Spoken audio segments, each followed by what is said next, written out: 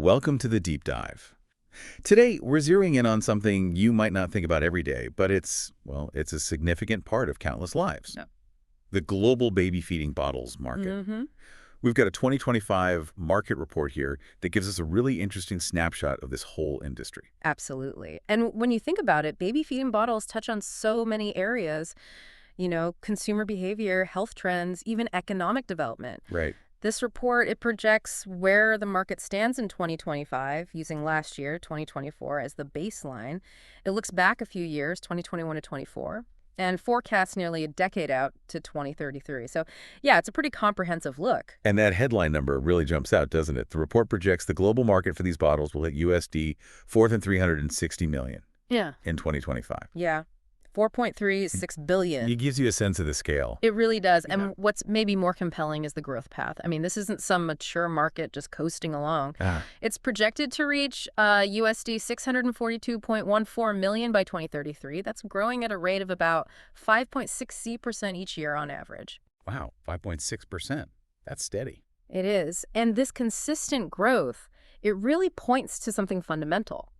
A growing global awareness among parents about, infant health and nutrition being super important. Okay, so we're looking at a substantial market, Mm-hmm. definitely got some real momentum.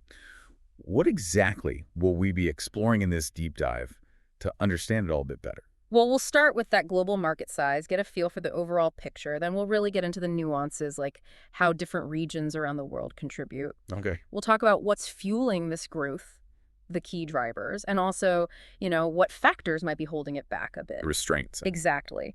And we'll touch on the emerging trends that are shaping what these bottles look like, how they're used.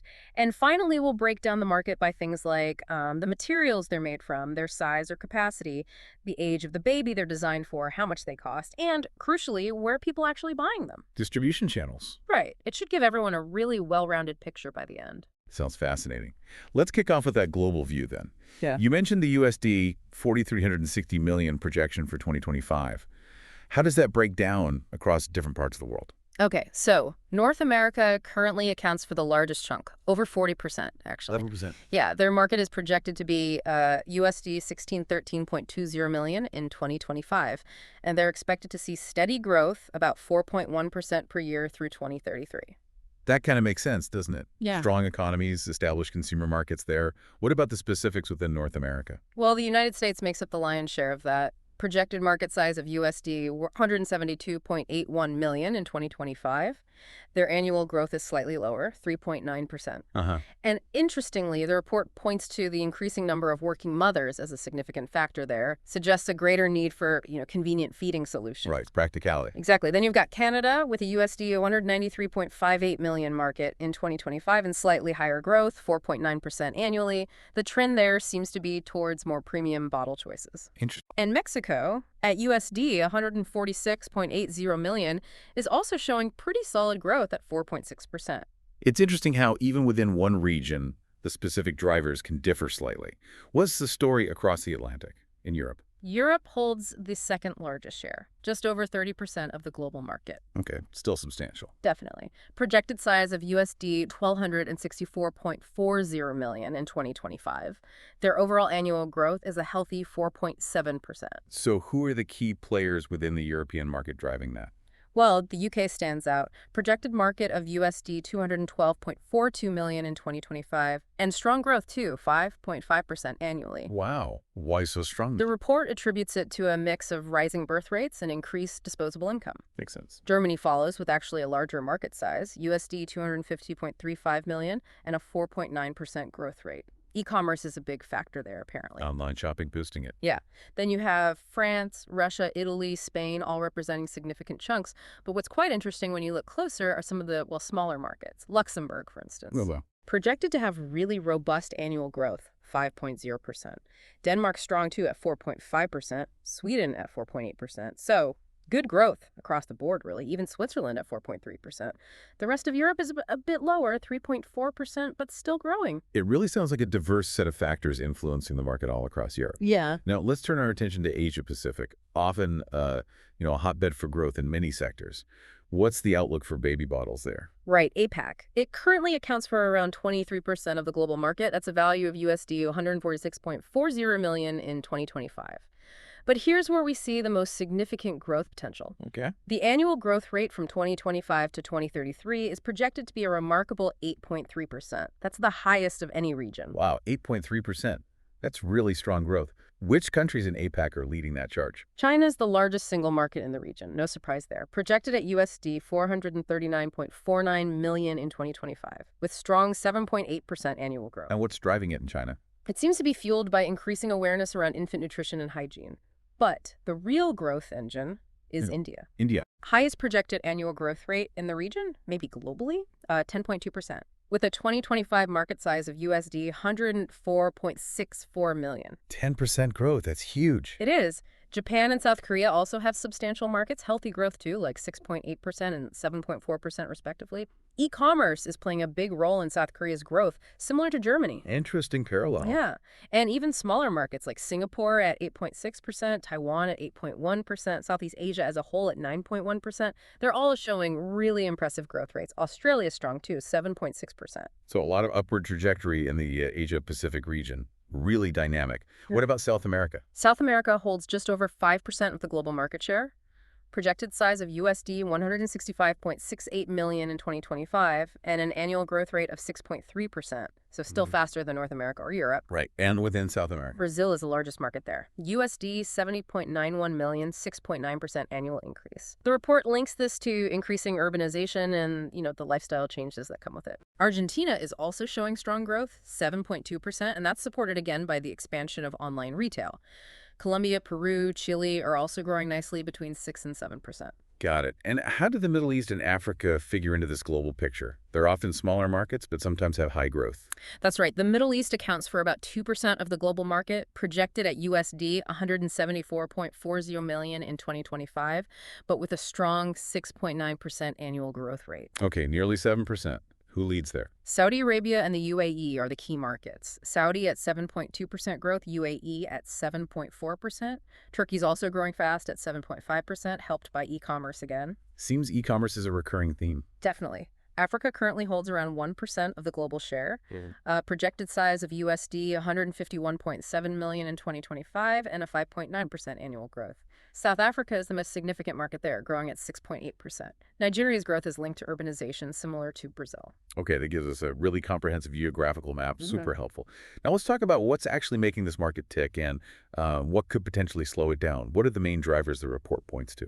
Right, the dynamics. There are several key factors fueling this growth. Firstly, as disposable incomes rise in many parts of the world, particularly in those growing APAC and South American regions, parents just have more resources to invest in what they see as higher quality or maybe more innovative baby feeding products. Premium stuff. Investing in the baby. Exactly. Secondly, the increasing number of working mothers globally. That creates a greater demand for convenient, portable feeding solutions that fit into busy lifestyles. Bottles are just practical. Makes sense. And finally, there's a clear rise in consumer awareness and, importantly, demand for products that are safe and increasingly environmentally conscious. This is really driving the availability and adoption of things like eco-friendly and BPA-free bottles. So income, convenience, and safety eco-consciousness. Those all seem like logical connections to broader societal trends. On the other hand, what are some of the factors that might, restrain the market's growth? Yeah. The headwinds. Good question. The report highlights a couple of important restraints. One is growing concerns among parents about the potential health impacts of plastics used in baby feeding bottles. That's definitely a factor that could limit growth, at least in the traditional plastic segment. The BPA scare and things beyond that. Precisely. Yeah. And related to that, or perhaps separate, is a growing global emphasis on the benefits of breastfeeding. A preference for more natural feeding methods could, in some cases, reduce the overall reliance on feeding bottles entirely. Right. The breast is best movement. Exactly. So the industry is navigating both those tailwinds and headwinds. So given that push and pull, what are some of the key trends that are emerging in the baby feeding bottle space right now? What's new and exciting? Well, one very clear trend is that increasing preference we mentioned for BPA-free and eco-friendly materials. This isn't just a niche thing anymore, it's becoming a mainstream expectation. Right. And it's really pushing innovation in the materials used. We're seeing more bottles made from silicone, glass, even stainless steel sometimes. Okay. Any other big trends? Yeah. Another significant one is the rising demand for bottles that offer more than just basic feeding. Value-added features. Like what? Things like anti-colic designs, special venting systems, even features like temperature indicators are becoming increasingly popular as parents look for solutions to specific feeding challenges. Multifunctional bottles. Interesting. Let's dive a bit deeper into those product characteristics then. How are different bottle materials actually performing in the market, according to the report? You mentioned plastic and alternatives. Yeah, so the report indicates that plastic, well, it remains the dominant material currently. Still number one. Still number one, largely due to its advantages, right? It's lightweight, durable, usually cost-effective, and very versatile for manufacturing different shapes and sizes. True. However, what's really notable is that silicone is identified as the fastest-growing material segment. Ah, okay. So that's where the momentum is. Exactly. And that growth is driven by its qualities. It's durable, flexible, it's seen as safe because it's non-toxic, BPA-free, it's heat-resistant, and also generally quite easy to clean.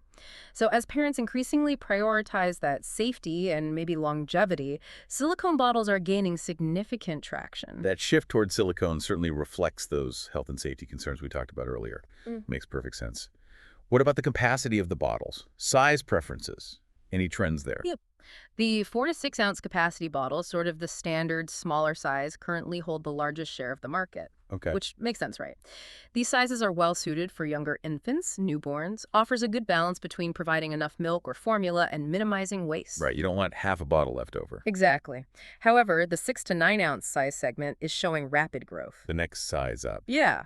This likely reflects that transition as babies get older, maybe around 3 to 6 months, and start needing larger feedings. So these larger bottles offer more capacity while still being manageable. Got it. And how does the age of the baby the bottle is intended for influence the market? Seems related to capacity, but maybe other features too. It is related, yeah. The segment catering to newborns up to about 8 months old currently has the largest market share. Okay, the early stage. Right. It's pretty logical, as infants in this age range are most reliant on bottle feeding, whether it's express milk or formula. This drives demand for bottles with features tailored to their specific needs, like those anti-colic valves or specific nipple flow rates. Controlled flow, yeah. But the market for bottles designed for babies 12 months and older is also growing at a fast pace. Toddler bottles. Kind of, yeah. These are often larger, maybe more durable bottles for toddlers who need less frequent but larger feedings, or are transitioning to sippy cups but still use bottles sometimes. Versatile. Okay, let's move on to price. Always a key factor. What does the report tell us about what consumers are actually willing to pay for baby bottles? Well, the median price range, defined in the report as between US $25 and US $650, currently accounts for the largest slice of the market. $25 to $50. Okay. Yeah. This suggests that many consumers are looking for that balance affordability, but also getting features like BPA-free materials or anti-colic designs. They're willing to pay a bit for perceived quality and features. The sweet spot, perhaps. Seems like it. However, the lower price segment, so below US $25, is also experiencing rapid growth. Oh, interesting. Why is that? This is likely driven by just general price sensitivity and accessibility, particularly in developing regions we talked about earlier. There may be a balance of just basic quality and low cost is the key consideration for a larger part of the population. Mass market penetration. So growth at both the mid-tier and the lower end. Exactly. Different segments driving growth in different ways. And finally, distribution. Where are consumers actually purchasing these bottles? You mentioned e-commerce earlier, but what's the overall picture? Right. So currently, physical retail stores, what the report calls the offline segment, still hold the largest market share. Bricks and mortar. Yep. This is largely due to that traditional preference, maybe especially for first-time parents, of being able to see and touch the product before buying. Yeah, feel the material, check the nipple shape. Exactly. And also the opportunity to get advice from store staff, maybe, and just make an immediate purchase. However, It comes online. you guessed it, the online channel is the fastest growing distribution method. hands down. Why the surge? It's all about convenience, isn't it? Shopping from home, wider selection available online than maybe in a local store, the ability to easily compare prices across different brands and retailers, and access to global brands that might not be stocked locally. All those factors are contributing to this significant shift towards online sales. Okay, so it's a market with a lot of different dynamics at play: materials, capacity, age, price, where people buy them. It's complex. Yeah. The report also touches on who the major players are in this competitive landscape, right? Who's making these bottles? Yes, absolutely. The baby feeding bottles market is characterized as highly competitive, which isn't surprising given the size. The leading companies are really focusing on innovation. We talked about BPA-free and eco-friendly materials, but also things like incorporating smart technologies, though that's still maybe emerging. Smart bottles, Yeah, like tracking intake. potentially, yeah. Or temperature sensing, things like that. Differentiation often comes through advanced features, those anti-colic systems again, customizable options maybe. And how do they compete beyond product features? Common business strategies include forming strategic partnerships, maybe with healthcare providers or retailers, making acquisitions to gain market share or technology, and continually expanding their range of products to cater to all those diverse and evolving needs of parents. Covering all bases. And the report even gives us a glimpse of some of the key companies operating in this space. Exactly. Some of the prominent names mentioned, and this isn't exhaustive, of course, include Pigeon Corporation, Medela AG, Good Baby International Holdings, Click, Philips NV, Philips Event, Ah, right. Familiar name. Handicraft Company, which makes Dr. Brown's bottles. Another big one. Artsana SPA, they own Chico. Komodomo, known for those silicone bottles. Ritual Corporation, Munchkin Inc., NanoBebi US Ltd. So a mix of large multinationals and more specialized players. Okay.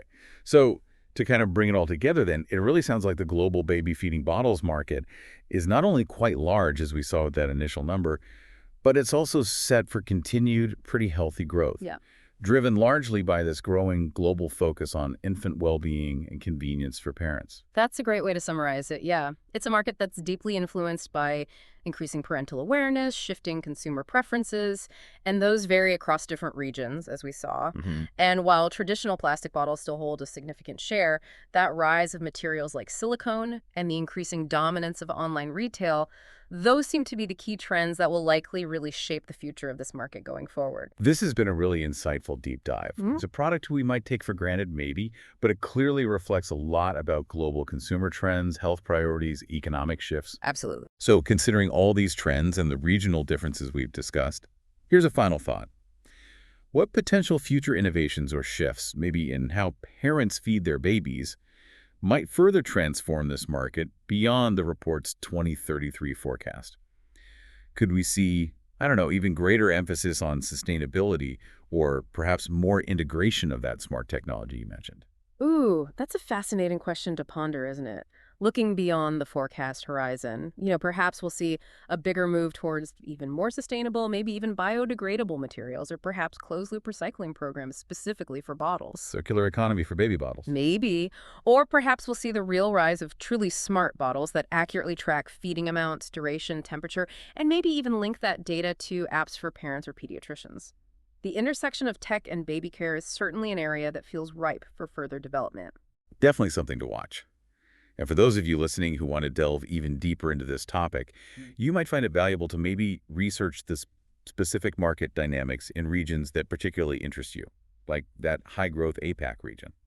Or explore the latest advancements in material science for baby products beyond silicone, what's next. Or perhaps look into the competitive strategies of some of those key companies we mentioned. Right. You could also gain some valuable insights just by exploring consumer reports and trends in the broader baby care product sector. See how bottles fit into the bigger picture. Well, thanks for joining us for this deep dive. My pleasure.